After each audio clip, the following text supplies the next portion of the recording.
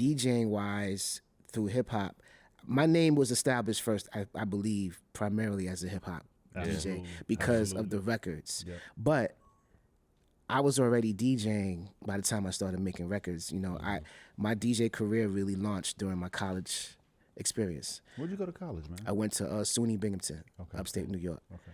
And that's where the profession started. Contracts, doing parties almost every weekend for all the black male and female sororities, fraternities. Survived my way through school with that, and I did college radio as well. But on radio, I was breaking everything. Like I was playing everything. Same thing with the parties. Yep. From hip hop to classics and house and dance hall and reggae and all of that. We did college radio because that was the time for it. Yep, sure was. It sure was.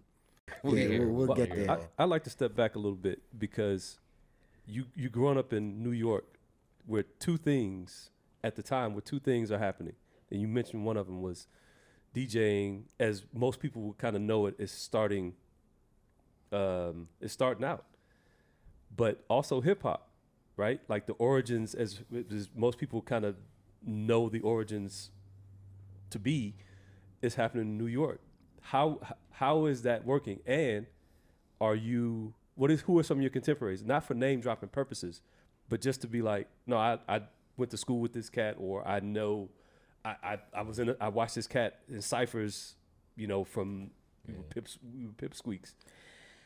Damn, that's a lot to unfold there. But so yeah, hip hop was new. It was young. As I said, Rapper's Delight was one of the first records that I bought.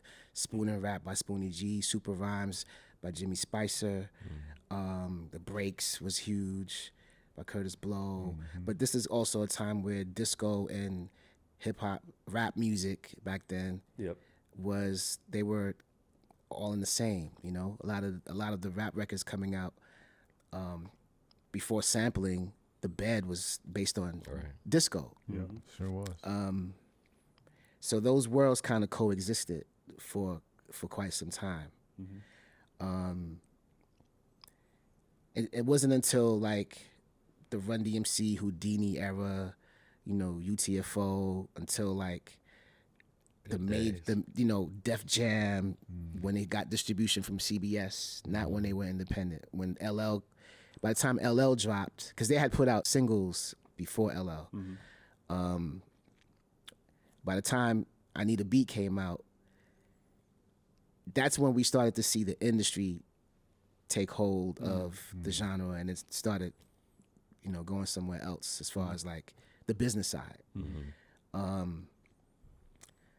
why am I saying all this?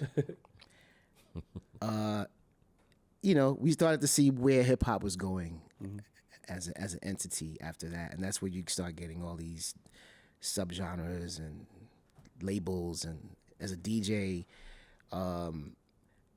in the hip hop world, it became more upfront, especially with groups.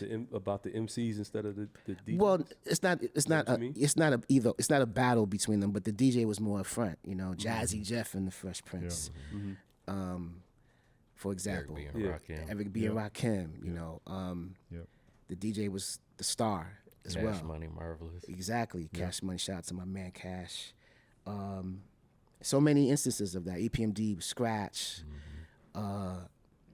So the DJ played a major role, but that's one thing. It's one thing to be a DJ in a group, and there's another thing to be a DJ rocking parties and rocking clubs. Because a lot of DJs back then, they didn't do both.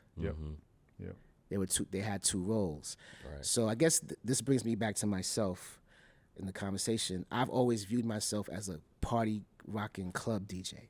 So I guess that's why, I never labeled myself a hip hop DJ. I could cut, scratch, and all that stuff. And it's necessary, especially, during that time when scratching on records was a thing and much more appreciated. It was much more of an art form. Much more of an art form. And it never went away. It's still there, but it's definitely not as prevalent as it was. No, not at all. Back in the Spinna, days. I got to give you some props, man. I'm always taking it back to hardcore DJing because that's just my love. But I got to tell you what makes you deadly, man, from a fellow assassin. So He is. The way I grew up in my DJ Killer. culture in Detroit, super competitive, right? Like you had to be, ready. And there was other DJs watching you. You had to be able to fuck somebody up if somebody stepped to you. It was just competitive, right? Mm-hmm. It was just that culture, and I loved it, right? It made me better. But we always size people up as to how would I get this guy, or how would I get this guy, or that guy get me there. So we had these categories. Like, well, he's a hip hop DJ. Okay, this DJ is dope at scratching, but he can't rock a party. He gonna clear the 4 on the second record.